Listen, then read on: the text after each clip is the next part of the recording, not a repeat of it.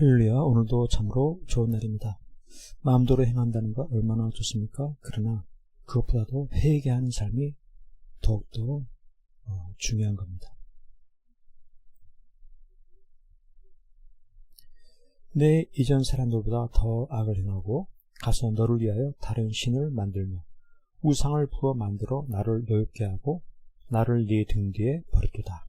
그러므로 내가 여로보암의 집에 재앙을 내려 여로보암에 속한 사내는 이스라엘 가운데 매인자나 노인자나 다 끊어버리되 거름더미를 쓸어버린 같이 여로보암의 집을 맑게 쓸어버리지라. 이와 같이 말씀하고 있습니다.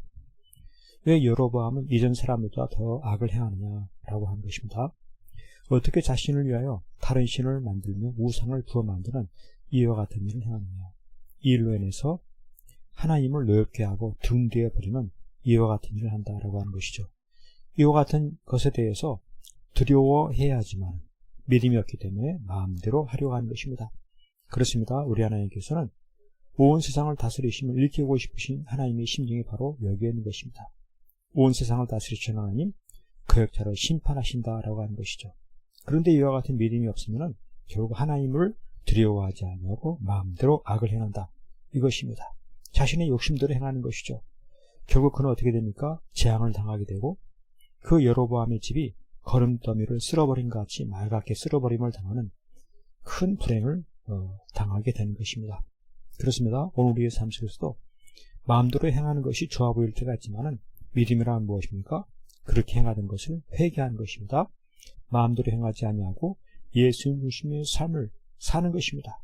힘들어도 자기를 부인하고 순종하는 삶을 사는 믿음, 이와 같은 믿음을 가질 때 그는 하나님의 긍휼의 여기심을 받고 풍성한 삶, 베푸시는 그 은혜를 누리게 된다라고 하는 것이죠.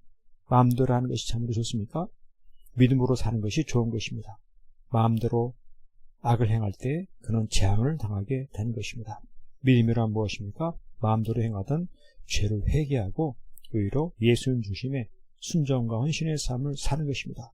이것이 힘들어 보일지 모르지만 이와 같은 믿음의 삶을 살아갈 때 그는 긍휼의 여김을 받고 풍성한 삶, 가장 복된 성원적인 삶을 살게 되는 것입니다. 이와 같은 은혜가 넘치기를 간절히 축복합니다.